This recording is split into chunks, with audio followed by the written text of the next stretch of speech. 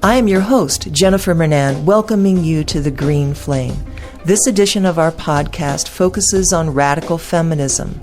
We will be listening to interviews with radical feminists Cara and Aimee in the UK, Saba and Lierre in the US, and an in-depth interview with Renee Gerlich in New Zealand, including a rebroadcast of her recent presentation, Transgenderism, Neoliberalism, and Rape Culture. Additionally, we are honored to be featuring the poetry of Dominique Christina and music with Beth Quist. The skill we offer to our listeners for this edition of The Green Flame is speaking out, listening up, and practice begins here. Welcome to The Green Flame. This is Jennifer Mernan. I'm a host on the Green Flame podcast, welcoming Aimee and Kara into the program on radical feminism. Tell us who you are, where you are, and what you do. Okay. So my name's Aimee, and I live in the UK, in the Southwest, and I work with children and young people in a child and adolescent mental health service.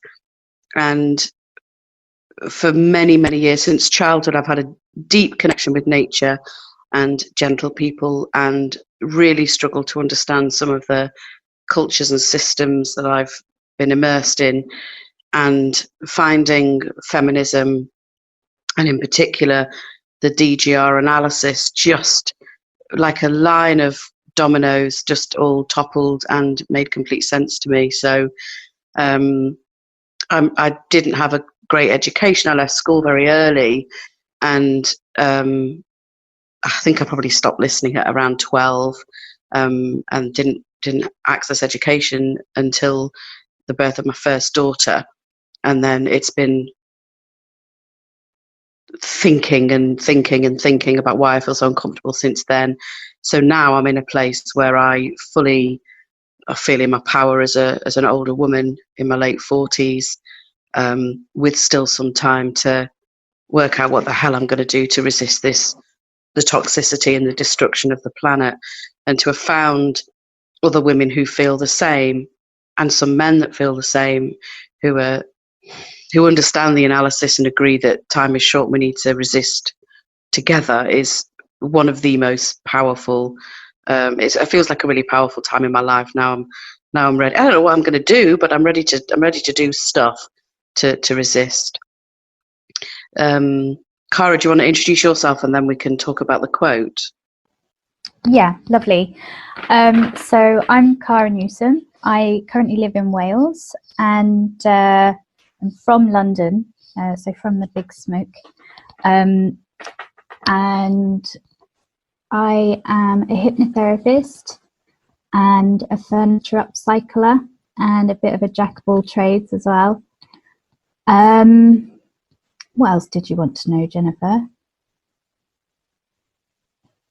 I think that's beautiful. And yeah? How did you find DGR?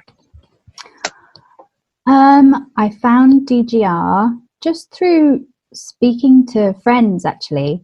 I spent, most of my life growing up knowing that something was wrong, and that I had very strong viewpoints on things, which I think was quite strongly influenced by my mother, and expressing those thoughts to peers and other adults and things like that growing up in London was mainly just fobbed off or laughed at.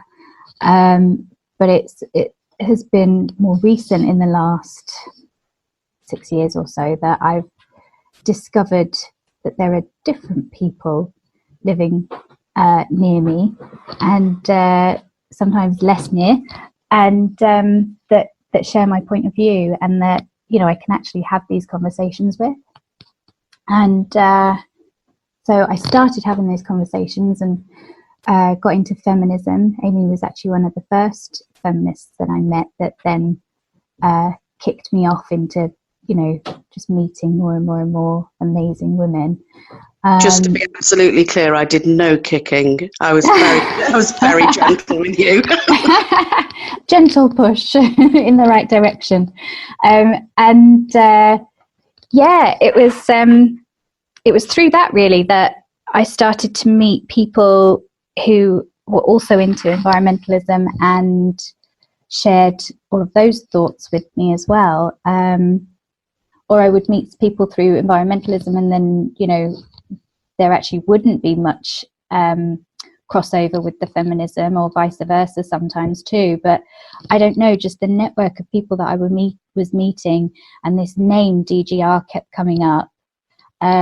So I was interested, and just found out a bit more. I'm not much of a reader, so it was more through conversations and watching videos and attending events that I came to discover more and more about DGR, and noticing that they share probably more viewpoints with me than most other kind of people or organizations, you know, with the actual crossover of environmentalism and feminism. Thank you, Cara. I think that's really interesting, Cara, that speaking up and out and expressing your thoughts was so misunderstood by so many people for you for so long. Yeah. And I think, so for me, I didn't speak up and out. I just had this incredibly overwhelming sense of anxiety and an internalized belief almost in my veins that there was something deeply wrong with me, because I didn't like the objectification and sexualization of girls. I didn't like the masculinity in the pub that I saw as a teenager. And I didn't have anyone that I could speak up and out to. So my whole childhood was about connection to nature. And then as I moved into secondary school and being an older adult, I tried to soothe the sense that there was something wrong with me with my connection with nature. And it was only really slowly meeting other women and very gently, for the risk of the backlash, being able to explore these views. So for me, it had a different journey to it, Cara and Jennifer, but being able to connect with other human beings, or, you know, nature or whatever, to feel understood is a huge part of my life. And through that, and through reading books, you know, and even short articles, or in the main listening to other women and their analysis and their wisdom and their decades of learning, the sense of wrongness in me is ameliorated, and are now, you know, standing in some confidence. And there are lots of incredible women that I have to thank about that. I recently went to a conference, as I know you did, Cara, where the week before the Radical Feminist Conference, where Gail Dines was speaking, I went to a talk at the University of the West of England and heard her speak. And I've now got permission, there's a word, I'm now presenting her analysis, her evidence-based analysis on the harms of pornography to our boys and girls, children, in 3 different child and adolescent mental health teams. So, yeah, I just feel like things are coming together. Liz, I think we're already talking about moving into resistance here. We're going to start a conversation with Andrea Dworkin from the book Life and Death, and the chapter is Remember, Resist, Do Not Comply. At the end of the chapter, she says, I have to ask you to resist, not to comply, to destroy the power men have over women, to refuse to accept it, to abhor it, and to do whatever is necessary, despite its cost to you, to change it. How is coming together and speaking out and finding voice a part of that refusing to comply? I'll go, if that's all right, Cara. Yeah, go for it. So I resist in lots of different ways. I have conversations with other women. Well, I speak with children most days of my working life, and I talk to them about what's okay and not okay. The pressure that the children, as young as 8 or 9, are, with their developing bodies, are perceiving objectification. They're aware of it, and I'm talking to parents about that it's okay for children to wear what they want. They don't have to wear tight clothes, have long hair, wear makeup, be sexually available, or at least look as if they are. So I've been doing that for many, many, many years. So to find feminist analysis like Andrea's and be able to think, wow, this is so helpful. So that's one way I resist in the work that I do, by empowering women and girls and boys, actually. In some feminist circles, it's not okay to talk about boys, but they are really struggling with shame. And, when I'm talking with boys about things that they're doing and how they're feeling about themselves, there's no empathy. They've lost connection. So, yeah, I'm doing as much as I can in the paid work that I do, and with my friends, and there's lots of small campaigns in my locality, like they're trying to cut down a copse of ancient trees at the moment. We're campaigning against that, against the development of houses on green spaces. But really, all of this is, I will continue to resist. Because it's all part of the same system, but my overwhelming urge is to live closer to nature and develop some sort of community where other people can access some sort of healing, if you like. But I'm not talking about physical well-being. I'm talking about to ameliorate that internalized sense of wrongness and learn a different way of connecting. Okay, so resistance.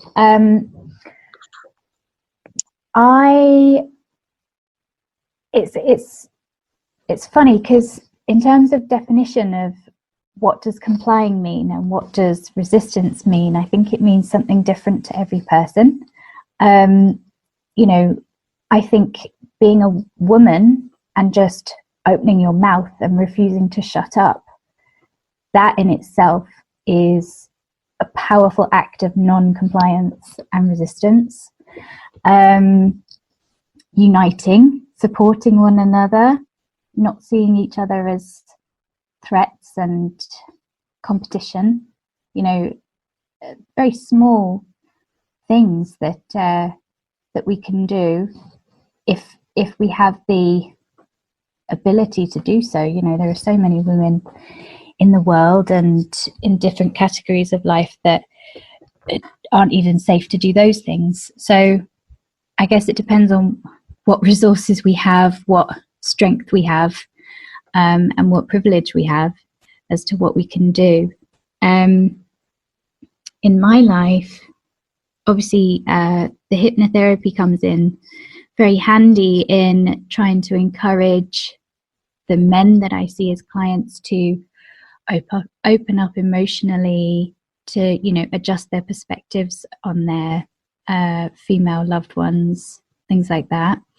And with my female clients, to get them to believe in themselves and be confident within their bodies, to respect their own boundaries and stand up for them, all those kind of things. Just, I hate the word, but empowering empowering my clients to do these things. So I feel like that's quite a good contribution in terms of one person at a time.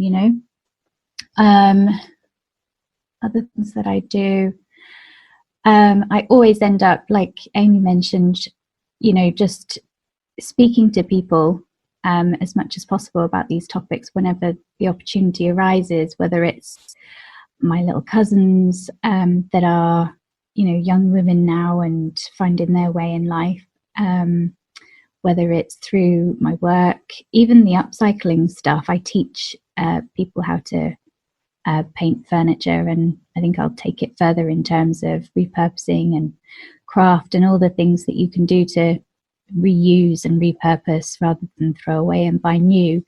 So that's kind of an environmental side of things. But also pretty much 100% of my attendees to my classes are women. So we end up having really useful conversations there as well. So I try and get the word out informally wherever I go, and I find that really powerful, because even just talking and normalizing topics that people really want us to shut up about is really powerful and helpful. On a larger scale, I try and turn up to things like conferences that I believe in and support, like Lierre, I did the last couple of years, and Cease I have just done, which is about sexual exploitation, and just turning up and offering my time, because that's more what I have than perhaps other things that I can give. I'm sure I can think of more, but that's all I can think of off the top of my head right now. It reminds me of a quote. I can't remember who did it, who said it originally, but I had the fortune to go to an exhibition with a couple of feminists. One was Liz Kelly. She helped set up women-only spaces in the 70s, and I was introduced to her by Marina Strinkovsky. And Liz Kelly once said to Marina, and Marina said to me, that one of the most important things that we can do as women is to love and support other women, and that includes women we don't like. And I'm hesitating. I think it's an Andrea Dworkin quote. It is possibly one of the most powerful things to live, to do, to embody. And you do that, Cara and Jennifer. We're doing that for each other. There is cost to speaking out.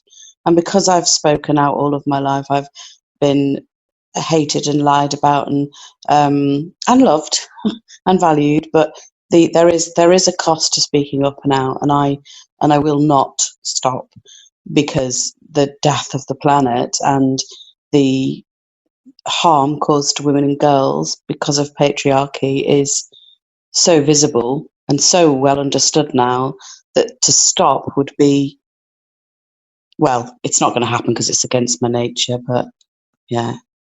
I just wanted to say thank you both so much for being who you are, and for finding other women, and for finding this program to talk about what it takes to resist patriarchy, in spite of the cost to all of us individually. Collectively, we can do this. Do you want to say anything in conclusion? I wanted to agree with you about the backlash. Agree with you both about the backlash, and something I've even noticed, which again I feel is quite a small sacrifice. Going back to Dworkin's quote about not making it about ourselves, and doing what we can to resist and things. Just the small things like not wearing makeup, especially to places where it's almost expected of women to wear makeup, or not shaving, and all these sorts of things. And wow, even just that small kind of thing, the judgment you get, the looks that you get, and 100%. And comments.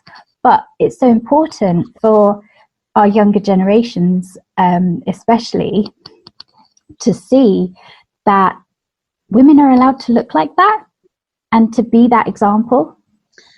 Yeah, 100%.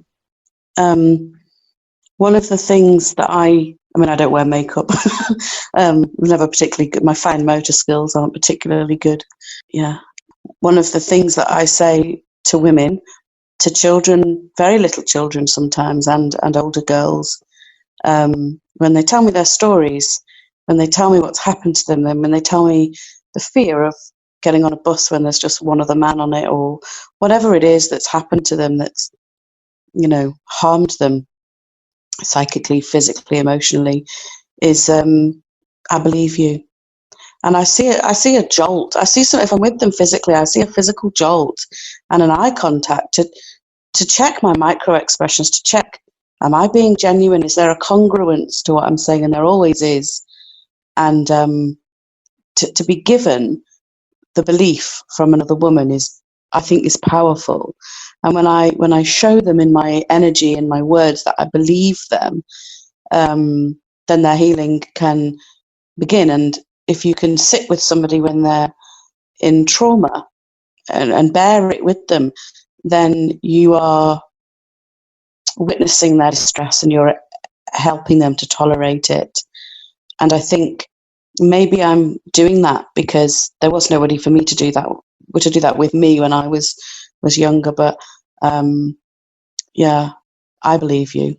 I think it's probably, going back to the Andrea Dworkin's quote, it's one of my most powerful things to say. And the women in my life give me the power to say it. You know, it's really interesting. Over the last few weeks, I've been thinking about DGR analysis. I've been talking quite a bit with Cara and other women. But something, there was a Zoom meeting with DGR members recently, and something Max Wilbert was saying about find what it is that sparks joy in you and fight for it. And I know that Derek Jensen and Lierre and other people have said it, but I think I might have just found a little bit of it through this conversation, that my ability to hold space for other people and help them connect with themselves, maybe as well as fight for the trees and the badgers and the wildlife, you know. But yeah, well, we'll see how that one pans out. But I can't thank you both enough for this opportunity to talk together. Yeah, thank you both too.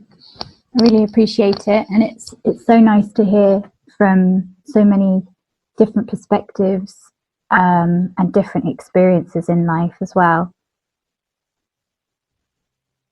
Thank you both. I think that for me, there's a great joy in being a revolutionary force in all of its facets.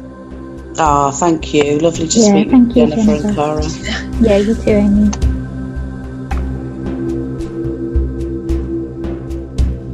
So, I have one more poem in order to stay in time.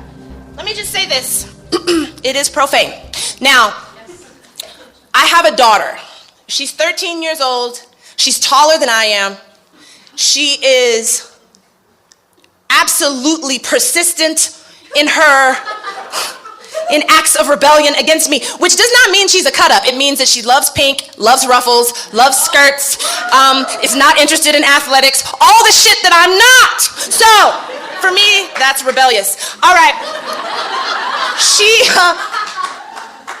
When she started her period, we all knew it because she walked out of the bathroom and she looked stricken. And I have 4 children. She's my only daughter, 3 boys, my God. So she walks out of the bathroom, she's looking stricken. Her brothers are confused, you know, and I'm like, Naja, what's up? Told me she started her period, she was devastated, lip tremble, whole thing. So her brothers are immediately like, oh. and she had this, she was grieving. And I needed to undermine what to me looked like shame right away. And it was familiar shame, because I remember being in middle school, having started my period, and the boys found out, and then, you know, there was some shit. So I threw her a period party, and it was cool. And all my friends came, and everyone was dressed in red, and all the food was red, and all the drinks were red, and yeah. And you know, yeah, and we raised the roof to her shedding uterus. And, you know, it's true. It's really true. It's a good template. Feel free to use it. And so it was working, right? It was working. She was operating in the absence of shame. When I was in Austin, Texas for the Women of the World Poetry Slam this year, I got a screenshot from her.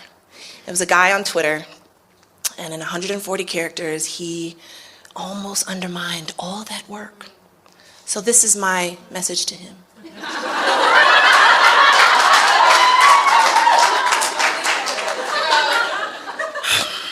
So dude on Twitter says, quote, I was having sex with my girlfriend when she started her period.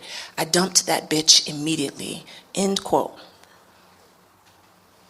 Dear nameless dummy on Twitter, you're the reason my daughter cried funeral tears when she started her period. The sudden induction into a reality that she would have to negotiate people like you, and your disdain for what a woman's body can do. Herein begins an anatomy lesson infused with feminist politics because I hate you. There is a thing called a uterus. It sheds itself every 28 days or so, or in my case, every 23 days. I've always been a rule breaker, but that's the anatomy part. I digress. The feminist politic part is that women know how to let things go. Know how to let a dying thing leave the body, how to regenerate, how to become new, how to wax and wane, not unlike the moon and tides, both of which influence how you behave. I digress. Women have vaginas that speak to each other. It's true. By this I mean, when we're with our mothers, our sisters, our friends, our partners, our menstrual cycles will actually sync up. My own menstrual cycle is mad influential. Everybody I love knows how to bleed with me. Hold on to that. There's a metaphor in it. But when your mother carried you, the ocean in her belly is what made you buoyant, made you possible. You had it under your tongue when you burst through her skin, wet and panting from the heat of her body. The body whose machinery you now mock on social media, that body wrapped you in everything that was miraculous about it and sung you lullabies laced in platelets, without which you wouldn't have no Twitter account at all, stupid. I digress.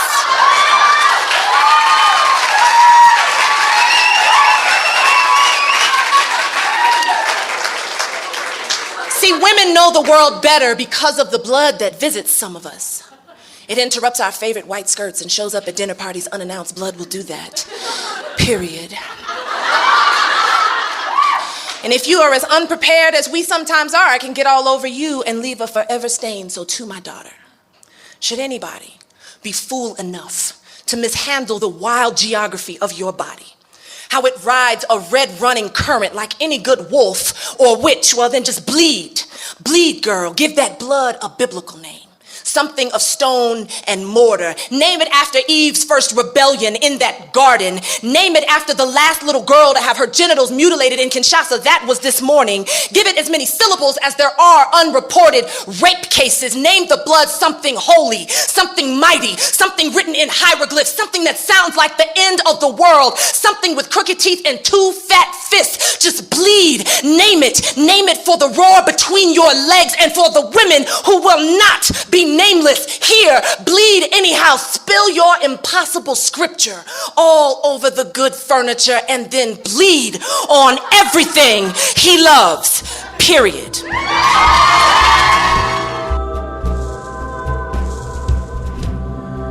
This is Jennifer Renan, your host with the Green Flame episode on radical feminism, welcoming Saba Malik. She was on our very first program about revolutionary community, and she is a radical revolutionary and a longtime member of DGR. Welcome, Saba. Oh, thank you, Jennifer. I'm glad to be here.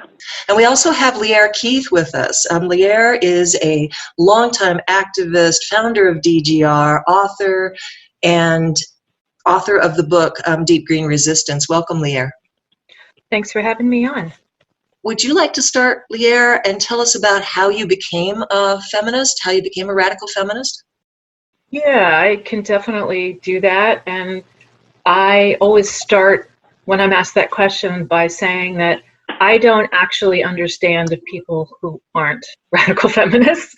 I don't know how you can look out at the world and come away with anything but that basic analysis that men as a class are doing horrendous things to women as a class, and that this has been going on for thousands of years. And that's really the end of it. Like, that just seems so obvious. That was obvious to me at age 4.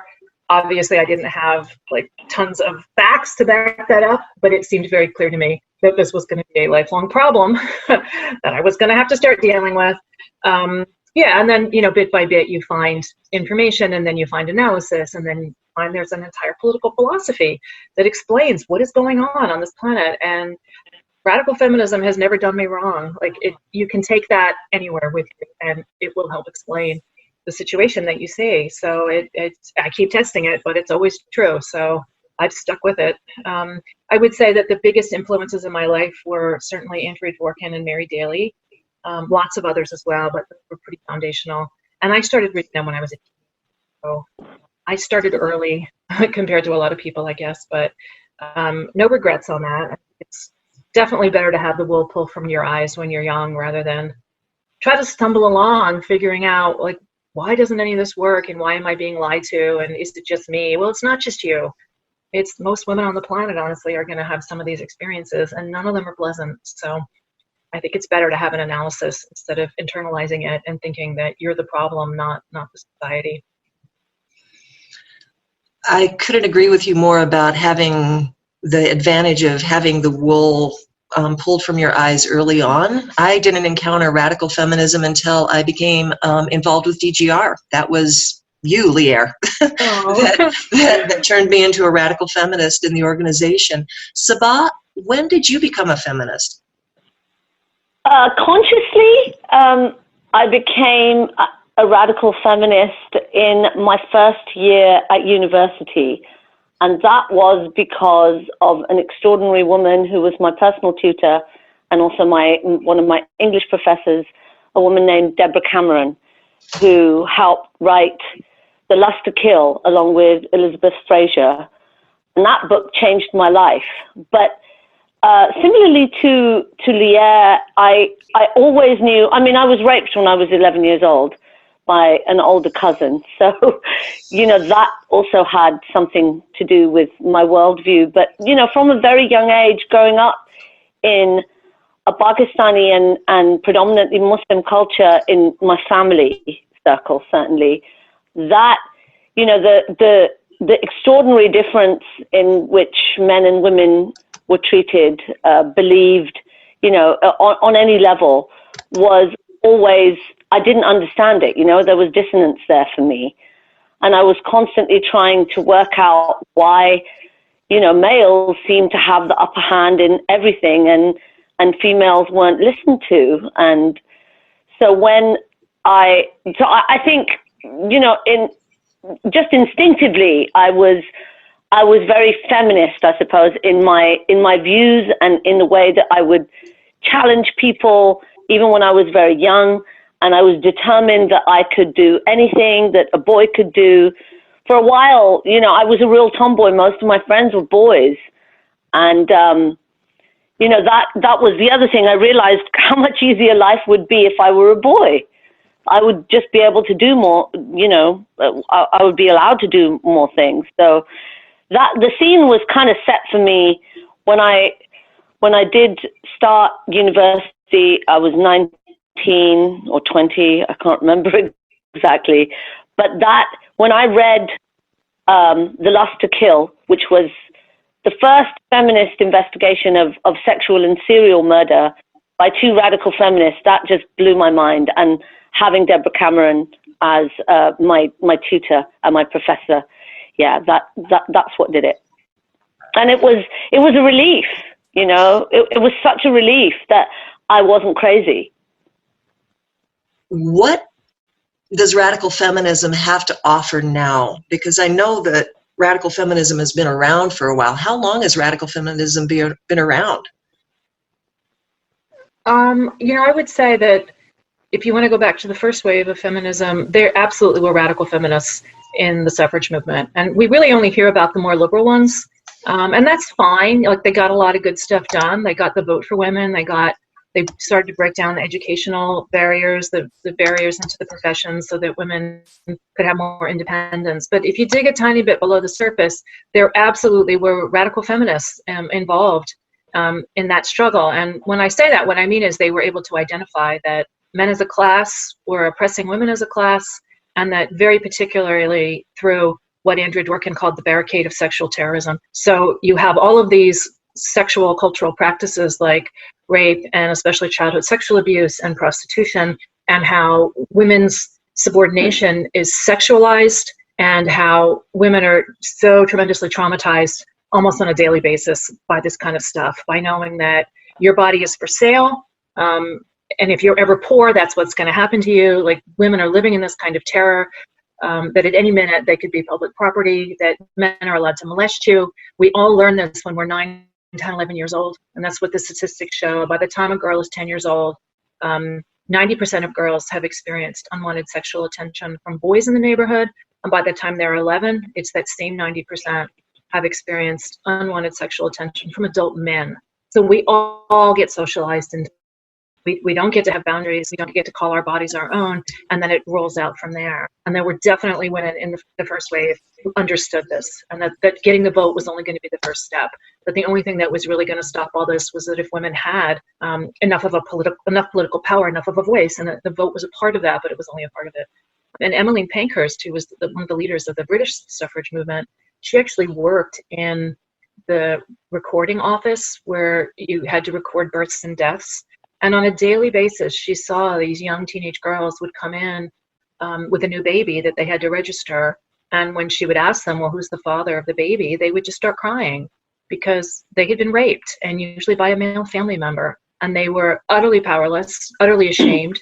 They were wrecked, their reputations were destroyed, and now they were going to be living in poverty forever. And it was horrible. And that was one of her main motivating forces to getting the women to vote, was like just that level of that sexual terrorism that women live with. So I would say all the way back to the first wave. Oh, and Matilda Jocelyn Gage was the big one in America, who was a radical. And she also had very profound insights about the levels of male dominance that are both in the ideology and then sort of in the political practice, economically, socially. And the fun thing about Matilda Jocelyn Gage that I always try to remind everybody, all of that, the first wave feminist stuff, like so much of it came out of upstate New York. That's where they had Seneca Woods Convention, all of that. And I never thought to wonder why. Like, why did all that stuff happen in sort of rural New York? What was going on with that? And there's a reason, actually. It's because a lot of those women who were involved, the white women who were involved in the feminist struggle at that point, were actually friends with a lot of the Native American women who lived there. So we're talking about specifically the Seneca tribe, and the Haudenosaunee, the Iroquois Confederacy. And those are very matrilineal people. The women actually control the property. And they say when a little boy is born, they have a lacrosse player. But when a little girl is born, you have an inheritor of property. And they still say that. So the white women of European descent saw, within their own social circles, what it was like to be in a culture where men respected women, where women had a say in their political lives. Everybody, who was old enough was able to make decisions. Everybody would just sit and talk until decisions were made. So they saw what it was like when women had equal say in their societies. And they also, a lot of them wrote very openly about how it was amazing. You could walk around, in full darkness, and you were never afraid of, insult to your physical person, i.e. being raped or sexually molested, that the men were utterly respectful, and that, rape wasn't even a concept. So they didn't just come up with this, sort of utopian ideal about what the world could be like. They actually saw living examples of it. And that was a huge inspiration for the American feminists. And we all owe a debt to those Native women, because, we still need radical feminism. And that's where a lot of the ideas came from, was those living examples. Saba, would you like to add to that? I mean, I think that's pretty thorough. There's not much I can add to that, other than to say that, radical feminism, as with any ism that is considered radical, or the radical people in any movement they're not always remembered as well as the rather, more moderate ones, especially in this culture. History likes to remember the moderate ones because they're safer. People who, but there's definitely, the change that generally happens because of those so-called extremists, because they're willing to push, the boundaries where moderate people are not. But then once they push the boundaries, the moderate people are there to, make a song and dance out of it. That's how it feels to me when I look at any movement, social movement. Radical feminism has deep roots. And why is it so relevant today? That seems obvious to me, but I'd like to hear your reflections on that. It's as relevant today as it ever was, because really not much has changed. And I don't mean to, obviously there have been some very notable gains made, like, you know, we're no longer property and we have the right to vote. But in so many spheres, whether we're talking about, you know, how much you are remunerated in the workplace as a woman, the sexual terrorism, prostitution, pornography, and now, of course, we have, you know, men who want to take over women's spaces just by claiming that they're women. It's more important than ever for radical feminism to exist, and for women to, I mean, I know that today's climate is crazy because so many people are wanting to change what it means to be a feminist, or what feminism means. You know, people are saying, oh, that there's, you know, that's this is third wave, this is more positive feminism, this is empowered feminism. But, you know, every movement, it's like any ideology, it has its basis in actual theory, and you can't change what it means to be a feminist. I mean, you can claim to do that, and people can say, I can, you know, feminism means whatever it does mean to me, which is rubbish. Feminism means something really, really specific. There's a whole history, and there's a whole ideology, and there's a whole theory that comes along with it. Same as communism. Nobody would make that claim about communism, that, oh, communism is whatever I think it is. You know, it's very specific. Thank you, Saba. Lierre, is that one of the things that radical feminism has to offer now, is that deep analysis? Yes, and there are, I think, some very specific ways that radical feminism needs to be informing all of the other social movements that are happening on the planet. And anybody listening to this program knows that life itself is on the brink, right? The next few decades are going to decide whether the planet is going to remain habitable by life, any life, or, you know, whether we're going to cook the whole thing.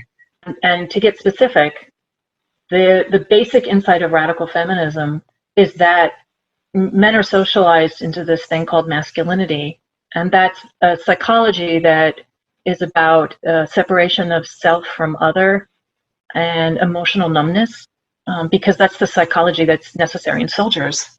And that first other category is always girls. So, I mean, we all can think of, you know, the really wretched names that girls get called by boys, and it's usually words for our physical anatomy that get worked into hate. And that's, you know, the basic, what psychologists call a negative reference group. And that first negative reference group is always girls. Girls are not socialized to do this. Girls don't have a negative reference group. But boys only know they're boys because they're not girls. Girls being the sort of disgusting, you know, sort of subhuman thing that, you know, you'll get cooties from. And this goes on today. And I even have feminist friends who, you know, see this in their boy children, and they don't particularly stop it. And it's always really just horrifying to me, like the anecdotes. Anyway, it's sad that, like, even people who are supposed to know better don't.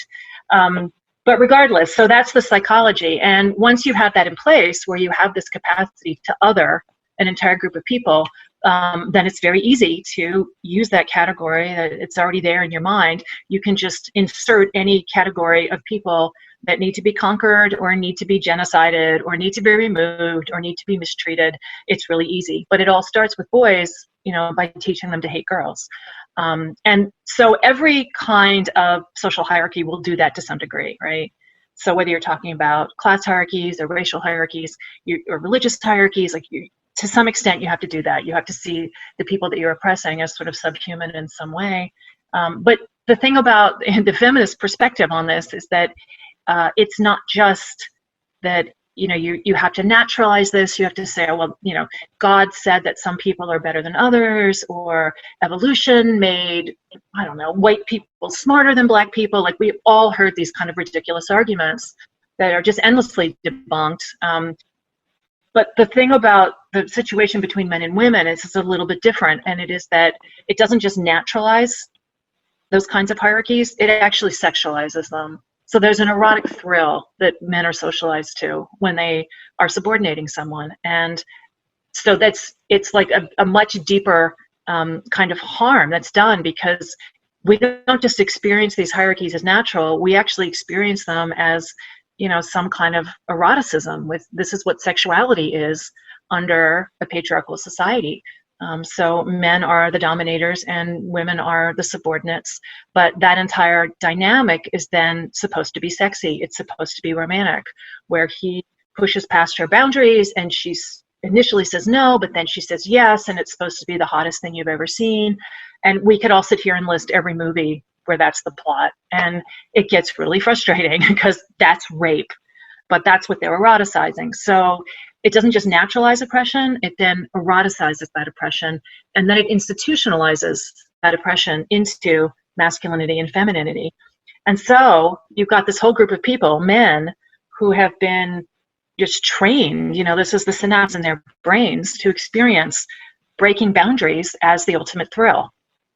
And what this means is it doesn't ever just stop at women, though that's certainly horrible enough, but you've got an entire society that's built on exactly that violation imperative. So they violate the boundaries of rivers and forests and prairies. They conquer them, and they think it's, it makes them into real men, and it's fun for them to do this. They violate the boundaries of indigenous people, and that's called genocide. They violate the boundaries of DNA, of life itself, by doing things like genetic engineering. They violated the boundaries of the atom, of physical reality, by creating the atom bomb and nuclear power. And here we are, at the end of the world, where it's just, not to be too grim, but it just feels like it's this massive pornographic gang rape scene on the planet and on life. And that starts with boys learning to hate girls and getting a sexual thrill out of it.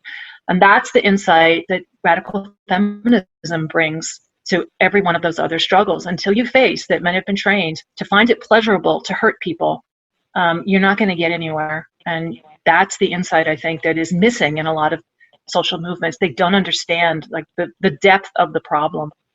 I didn't understand how the problem was rooted until I encountered radical feminist analysis. If you can understand what it is, then you can find the way out. Is that something that radical feminism can offer to communities? Absolutely, I think so. Lierre began this interview by saying that she doesn't understand why, everyone isn't a radical feminist, because it's not just a way out for women, it's also a way out for men.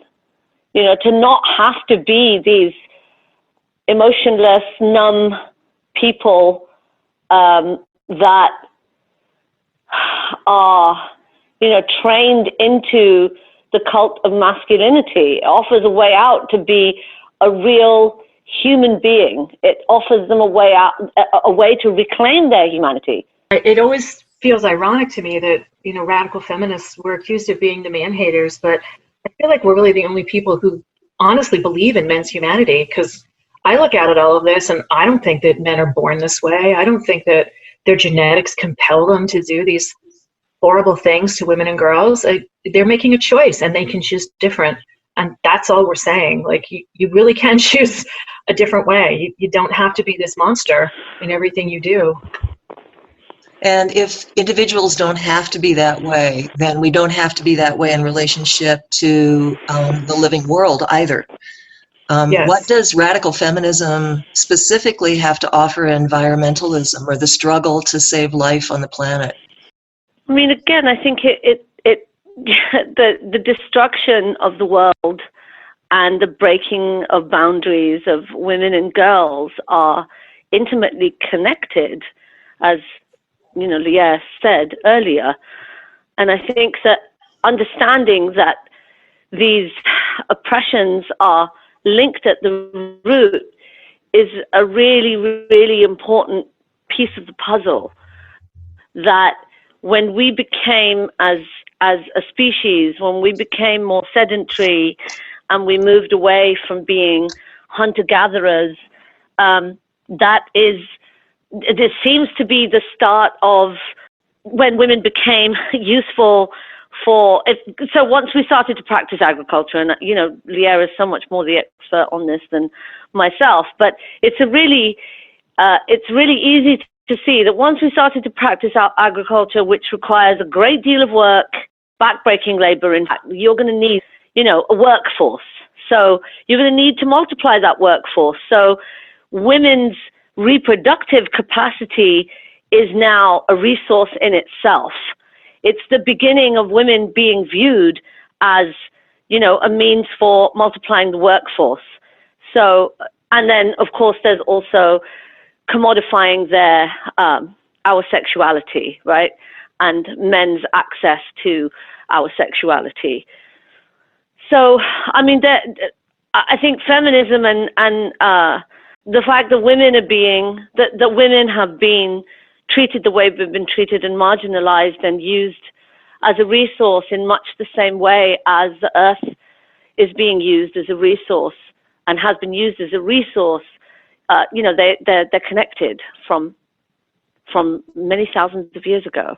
And that's an important thing to realize for people. People don't always make that connection. And on that note, I mean, for anybody listening to this, and if you haven't heard of the book, The Creation of Patriarchy by Gerda Lerner, that's a really great book to read if as a recommendation. It really makes those things clear. Thank you so much. Is there anything that you could offer, Lierre, as far as deepening understanding about connections and radical feminist analysis that we haven't already mentioned? No, this is actually more like going off of that.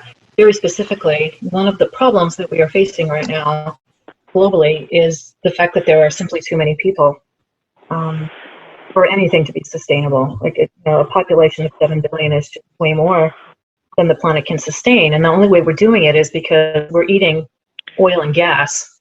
We're literally just eating oil and gas. That's where the fertilizer comes from. And anywhere from upwards of about 80% of either the primary production or the secondary production of the planet goes to feed humans. So we've taken over everything that could be taken, and we're only just feeding ourselves. That's why 200 species are going extinct each and every day. There are simply too many people. Now, what do we do with that? Like, this seems horrifying. And all kinds of people will spin out, some wretched dystopia sort of solutions. And we can look at all the horrible things that have happened around the globe. The one-child policy in China and how bad that is for women, and the kind of human rights abuses that follow. But the solution is actually really simple. This has been studied backwards, forwards, and inside out. And the number one answer, the number one thing you can do to drop the birth rate in the world is to teach a girl to read. And it really is that simple, that when women and girls have even that much more power over their lives, they can choose to have fewer children. And it turns out they want to have fewer children. All you have to do is help them get there. So if it wasn't enough to say women and girls should count because we're human and these are our human rights, as it turns out, the only way that we're actually going to save the planet is to give women and girls their full human rights. So this was never people versus the planet. It was always people plus the planet. Like, we're not at odds with the planet. In fact, when we all get what we need, we tend to reproduce at replacement levels, just like every other species. It's kind of interesting that, when everybody gets the things they need, like basic food, water, healthcare, and education, most couples will choose to have about 2 children. And that's about right. Like, that's what we need. So there's other countries that have negative or stable population growth. This is not something that we need to shy away from as an issue. The way out of this dilemma is really simple. Like, we all just need to be feminists. I think that's a brilliant, yes, couldn't agree more. I think that's a brilliant way to end the conversation. We all just need to be feminists. We all need to be radical in our feminism. I couldn't agree more with that. Any last thoughts? Or does that round it up? about rounds it up. I think we did it. We solved all the problems. I mean, we could go on forever about this subject. That's the truth. Yeah. I mean, we really could. So, I mean, but that's as you say, it's a good place to stop. I can say this: at the weekend, I had an enormous, well, it wasn't a row, but I really put one of my cousins in his place. He's a lot older than me, and so my family are part of a sect of Muslims, they're a bit like the Mormons. They have a spiritual hierarchy and blah, blah, blah.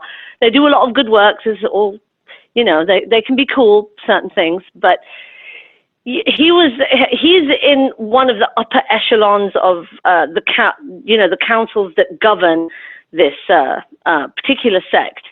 And they have been discussing recently, and he wanted to discuss this with me, they've been discussing recently how it is that more and more women are choosing divorce as an option, and more women in our community are choosing not to have children. And he said, and I quote, "I don't know, I just think maybe nowadays girls and women just don't have the patience that they used to have." Can you imagine?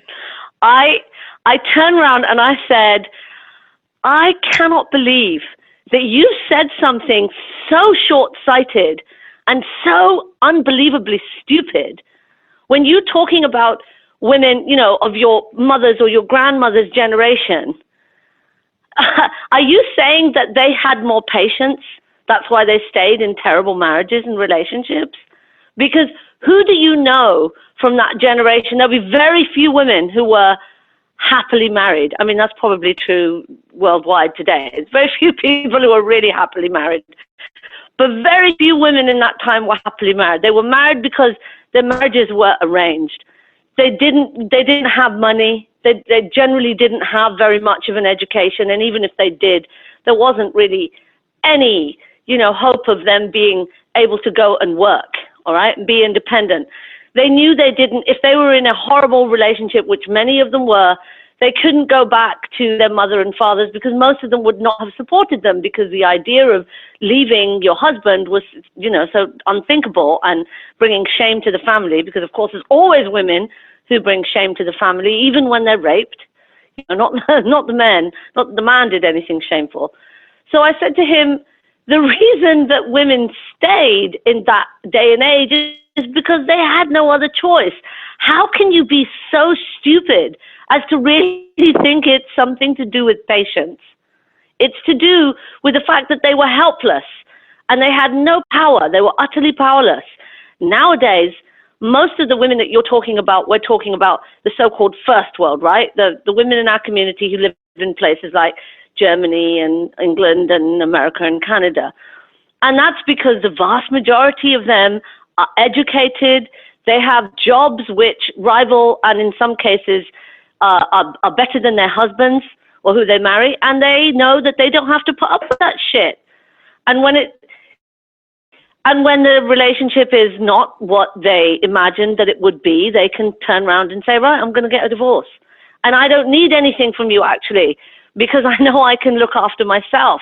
That is the reason. I said, if you want to talk about what you, as a community, because I'm not part of it, and everyone knows that, I left it a long time ago.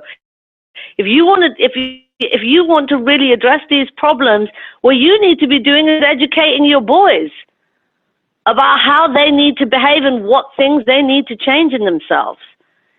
Don't go and talk to the girls. The girls already know it. It's the boys who need the education. And That's he just sat there with his mouth shut. Great. That is brilliant.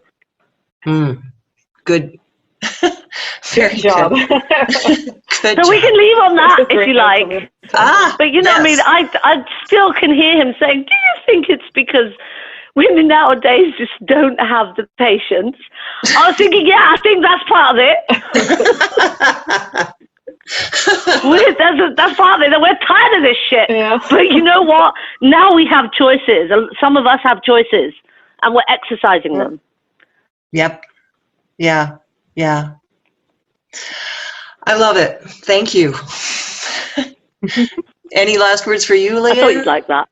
I love No, it. that'll do it. I can't top that one. All right. Well, thank you so much for joining us on the Green Flame, and we appreciate everything that you've shared.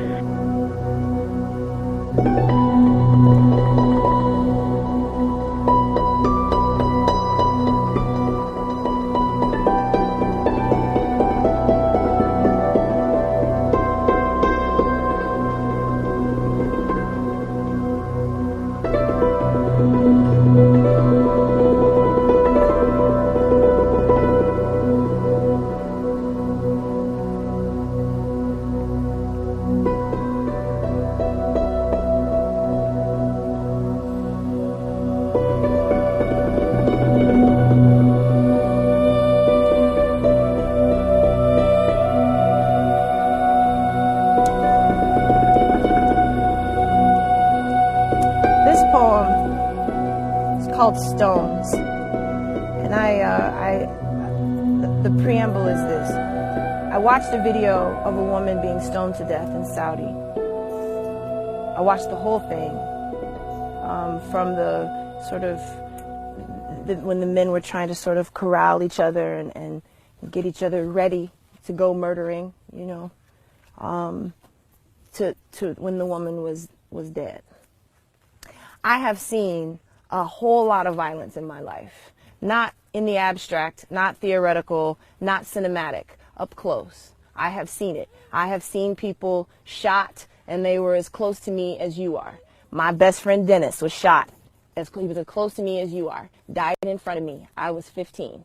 I watched a girl be run over by a car when I was 12 years old. I've seen a lot. And yet this video really, really destabilized me. She was in a burqa. You never saw her face, ever. You just knew what was happening underneath. And it haunted me, and it haunts me still. And I'm often compelled to write, and sometimes it doesn't become a poem. Sometimes it's a diary entry or something that I tuck away, and it doesn't become anything for consumption.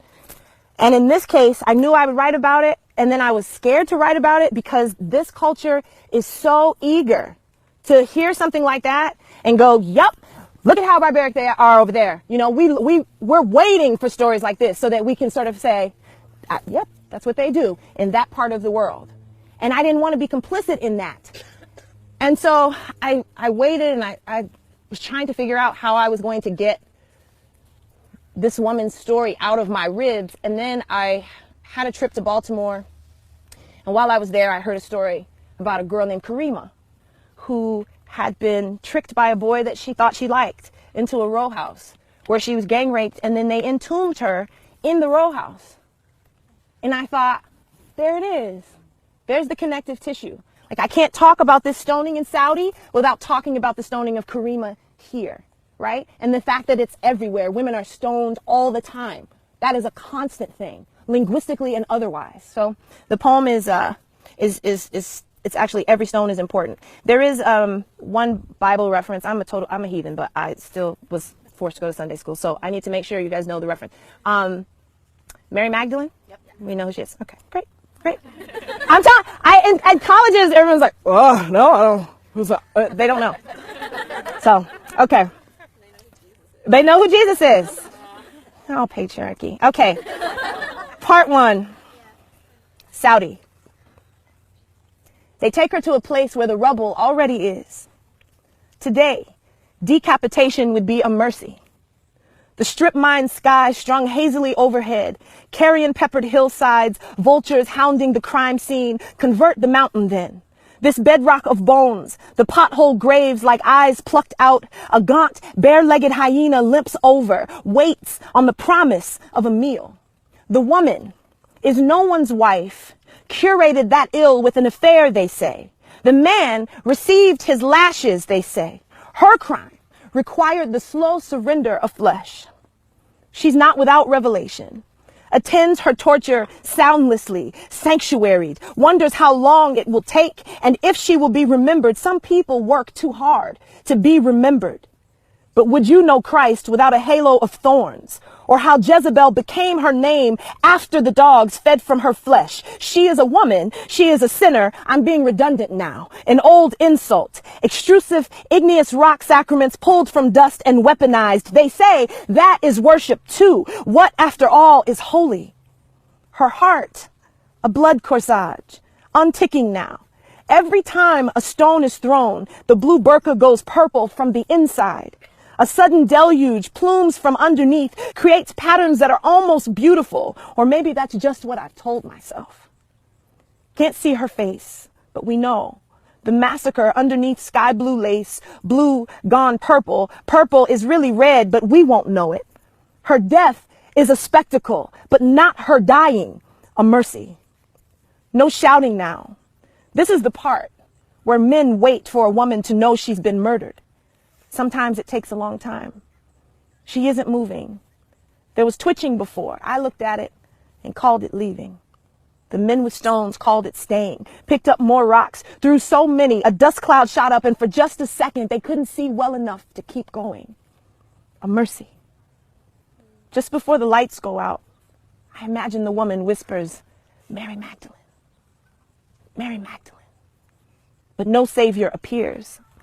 Just a hailstorm of bricks, a concert of contusions, the unmendable flesh and men, wild with the fever of a fresh kill, peering into the junk-heaped body, shouting, God is great. The murder, after all, is scripture. Part 2, Baltimore. The girl has a mama who's never really been a mama, in and out of jail since forever. Heroin got her, same old story. The girl was never really a girl. You can't pull that off anywhere in the world without a blood sacrifice, and Baltimore is going to make you mean it. But sometimes the day is long in the right way. Fresh patties from the Jamaican spot, radio on, playing what sounds like June. Nobody's flexing too tough. Sunrise doesn't have a body in it. Sunset comes in like it does in other places that don't sizzle so much with war.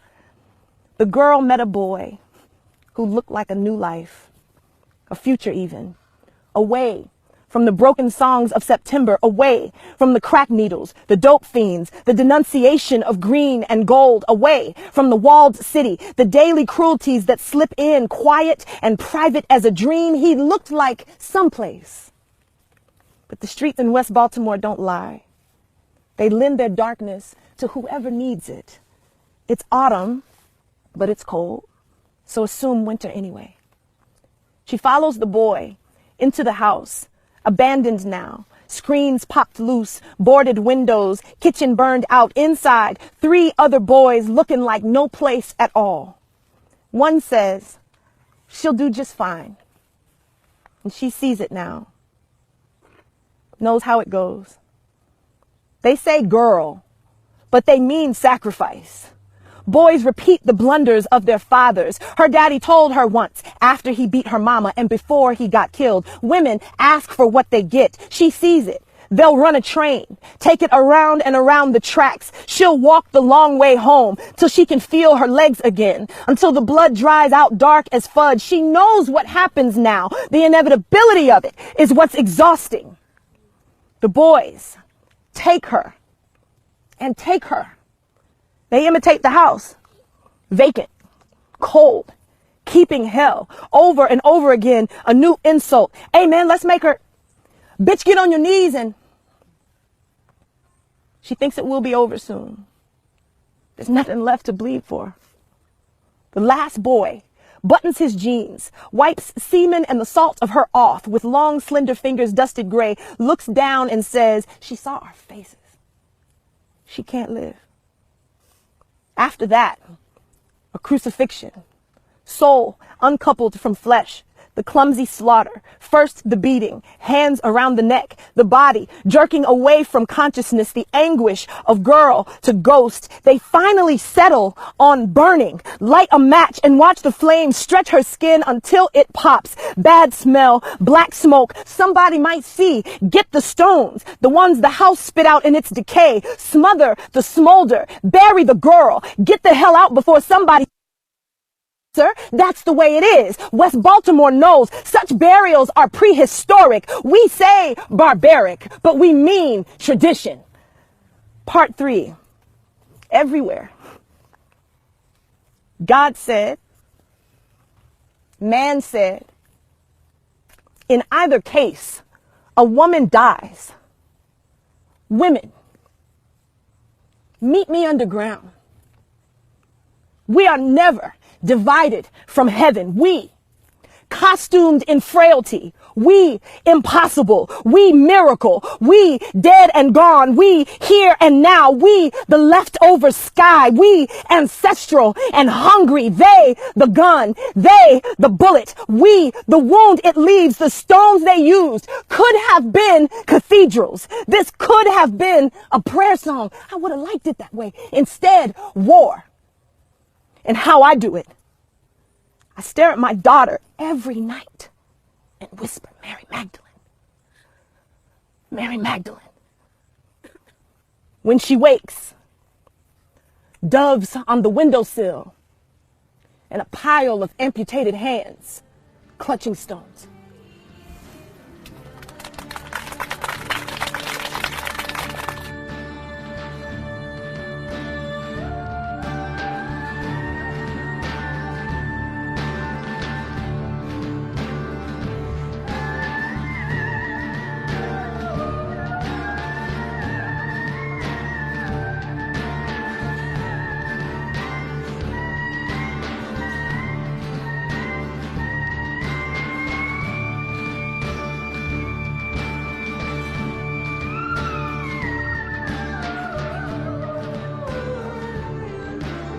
It's so good to have you with us.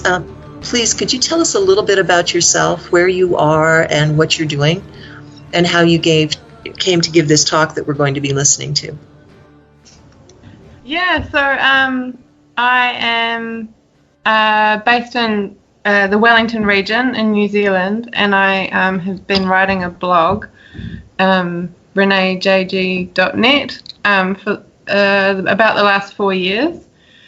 And also doing a lot of activism around women's liberation, particularly the issue of prostitution, considering too that the New Zealand model of fully decriminalised prostitution is used as a world, it is promoted globally by the sex trade lobby. And I also write about gender identity, and so having done this work for about the last 4 years, and I've developed a lot of good relationships with women in Australia who kindly brought me over earlier this year, and then I hooked up with the International Women's Day Committee in Brisbane, and who invited me to join in their very well organised event discussing the topic of transgenderism. And that was a joy. You'd been waiting to talk about this for a while and hadn't had the opportunity, is that right? Yeah, exactly. So it's just insane, the level of silencing in New Zealand. I saw some of the videos from Megan Murphy's experiences in Toronto recently, which are crazy.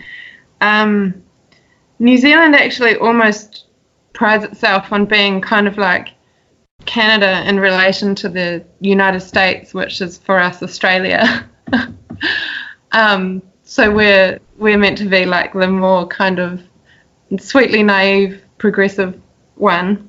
But you can see from what Megan Murphy's going through in Canada that is actually a much more volatile climate, and it's the same in New Zealand, except, you know, we're a bigger country than many people overseas realise, but we have a tiny scattered population of about 5 million, and so when you stick your neck out here, you can just get rolled over so easily, because the degrees of separation between you and then, you know, the activists who you might know, and then the people in charge of, the Green Party or in all these positions of authority, there are just no degrees of separation, and so you quickly get known and pushed under the rug, and then the monsterization is just so over the last 4 years in New Zealand, I've kind of become somewhat notorious in a way that is so disproportionate to what I've actually been capable of doing as a woman by myself. I started my own blog, which is under my own name. It's not like Feminist Current, which is this international hub of women's writing. My blog is really just my blog. And I've done some activist work, making T-shirts and spray painting, and I did a Pride intervention with my friend, who is also the founder of the Lesbian Rights Alliance, Charlie Montague. But yeah, I've been banned from everything, from the Wellington Zine Fest, I've had articles that I've written and have been published.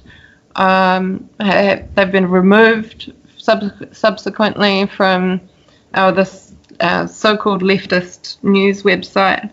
And then, I tried to do a poster run, and then the postering company who distributes, prints and distributes posters, they blacklisted me as a customer, which they've never done before.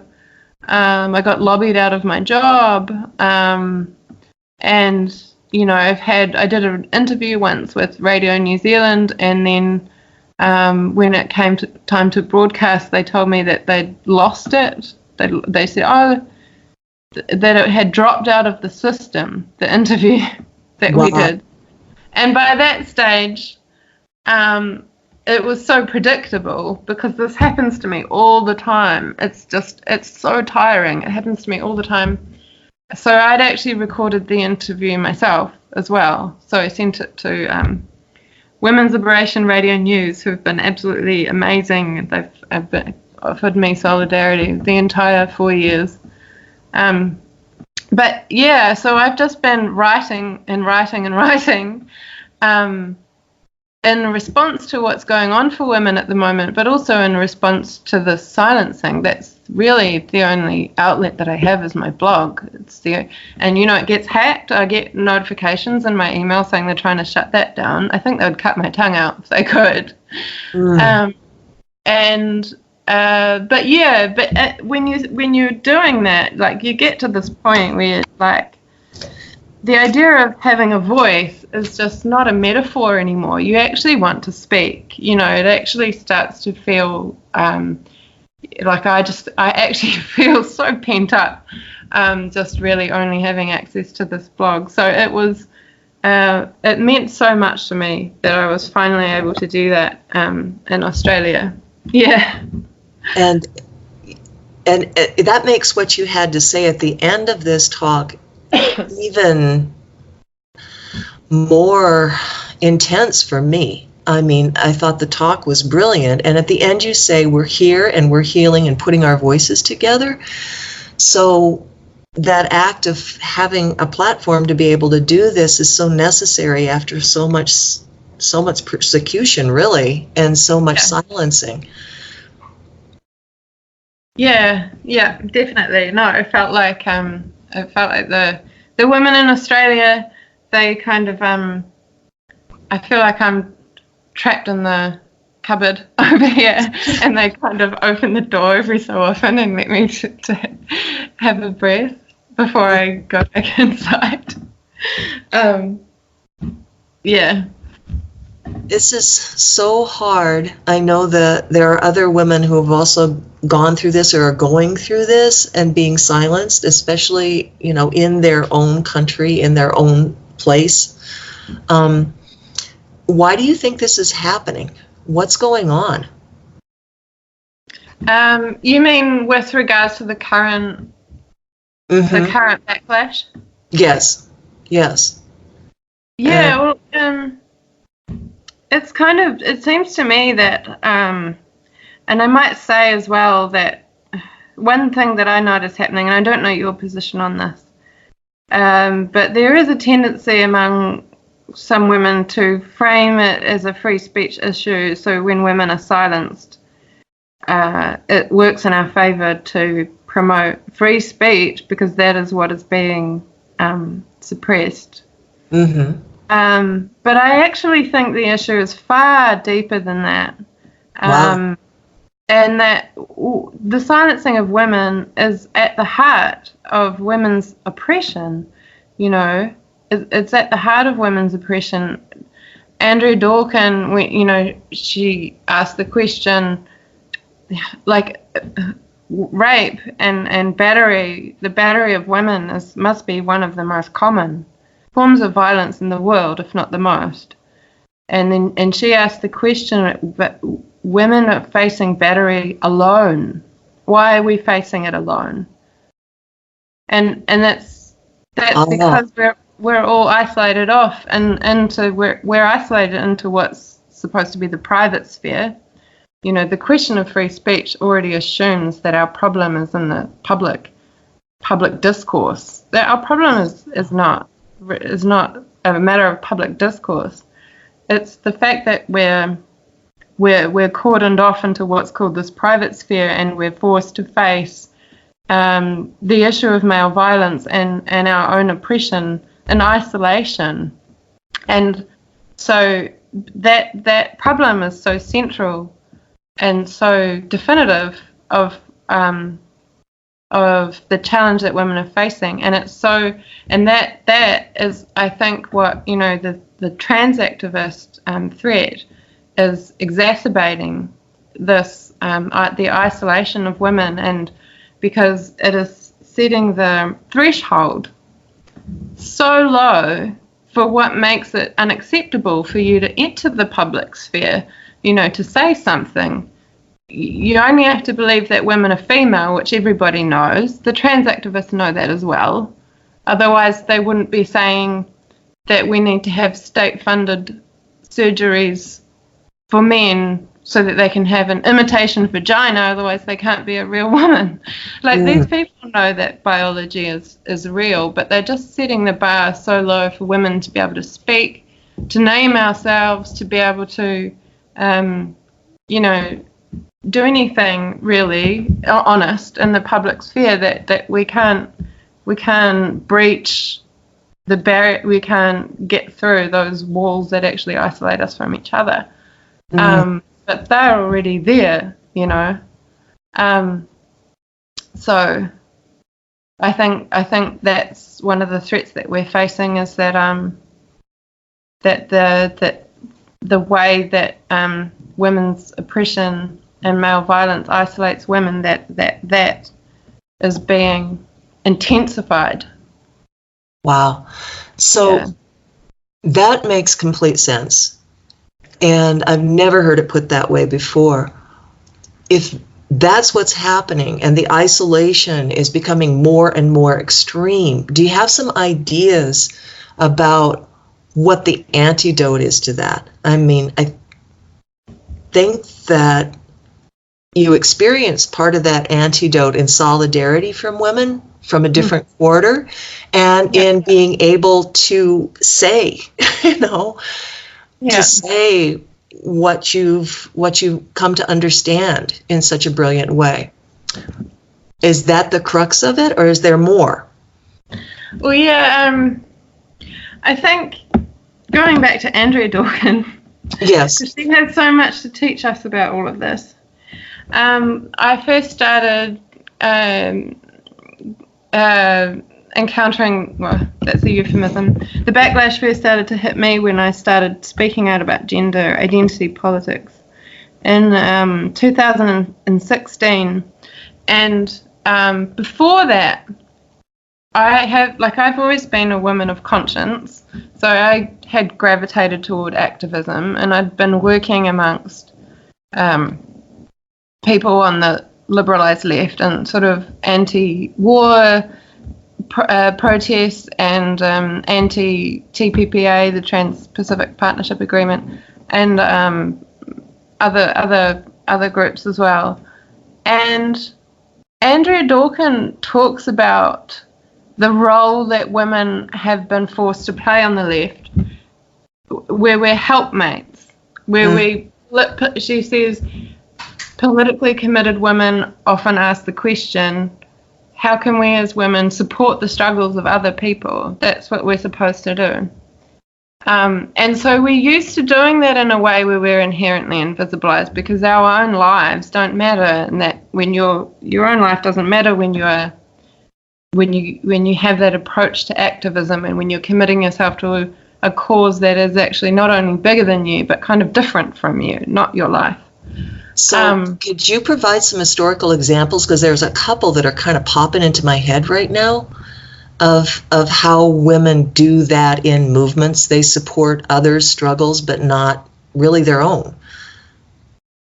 Yeah, I think it's like across the board, because just, I mean, you know, if you just look at the state of the, again, like what I call the liberalized left, it is completely male identified. So any struggle that a woman might support, whether it was the unions and the workers' struggles, or even this climate change stuff that's going on at the moment, you know, the mainstream climate strikes and things like that, they don't make connections to women's oppression.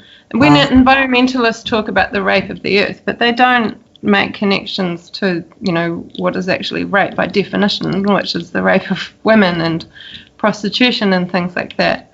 And even anti-racism, that those protests don't tend to make connections, and connections that are fundamental to the work, to women's oppression. And so women who have conscience, you know, go into activism, and it's kind of by default that we put aside our own concerns, unless that they're being sucked into this beast which we call liberal feminism, which it isn't. It's liberal misogyny, where you end up promoting, you know, prostitution and things like that, everything that is completely against our own interests. Yeah, so I'd come from this liberal left paradigm before I started writing about gender identity and stuff. And these are some of the people who started to become the most vicious toward me in terms of pushing me out of the city. And, you know, women, it's part and parcel of our socialization as well, that this tendency to take things personal. And, you know, if you're already somebody who thinks that you have to put other people first in your activism, then that might mean that you're also someone who, you know, is sensitive in that way. I don't know. In any case, when I was reading Andrea Dawkins' book, Our Blood, you know, it helped me as well to understand both the personal and the political importance of not taking those things personally. And so I started this practice, because she makes these statements in her book, like about female masochism. It's like a theme throughout the book, Our Blood. She says, like, you know, female masochism is real and must be destroyed. And she helped me see that any tendency that I might have to kind of curl up in a ball or be upset about what was happening to me on a personal level, that how important that was to combat. Because, and so I started this practice because initially I felt that not just in activism but in other spheres of my life too, you know, I found it really difficult to sometimes to stick up for myself. And so I started this practice of asking myself in my mind, anything that happened to me, is this an okay way to treat a woman? And if the answer was no, then I would ask myself, how could or should a woman then respond? And then I would do that. Wow. And that was the way that I overcame my own, I guess, socialization into taking things personally. Andrew Dawkins helped me to kind of depersonalize that stuff, and I think, and then in doing that and in responding in the way that I felt was, like, even though I was by myself, it's inherently everything I did was in solidarity with women, because I'm like, this isn't happening to me because I'm Renee, this is happening to me because I'm a woman. And so I felt that by acting in that way, I would find women. That speaks to me, too, of an entirely different construct between a reformist and a radical politically. Yes. That radicals, that revolutionary radicalism, you never take it personally. That, that, like what you said about, this isn't just about me, this is about all women. And what I am doing is in solidarity with all women. Yes. That's something else that I really, really feel in my heart from Andrea Dworkin. Does that make sense? Yeah, exactly. And I think as well, like, one thing to me as well about radical feminism that I have learned is that, and that I really find transformative and really appreciate, is the way that it flips the kind of normal everyday systems of accountability that we're supposed to live with. So women and everyone really is supposed to walk around with this kind of internalized patriarch in our minds, like, whether it's actually the voice of your biological father, or whether it is God, or some combination of the two, or whether it's just the police, or like some frame of reference which tells you what is or isn't moral, or what is or isn't civil or normal to do. Or it could be, you're Mr. Right man that you have in your mind somewhere that you think that you have to constantly tailor yourself to, otherwise he won't, whatever, male validation, we have this in our minds. And as women, we're socialized too. And then in feminism, it's completely flipped, because feminism teaches that the people who you are accountable to are the women who are the worst affected by male violence.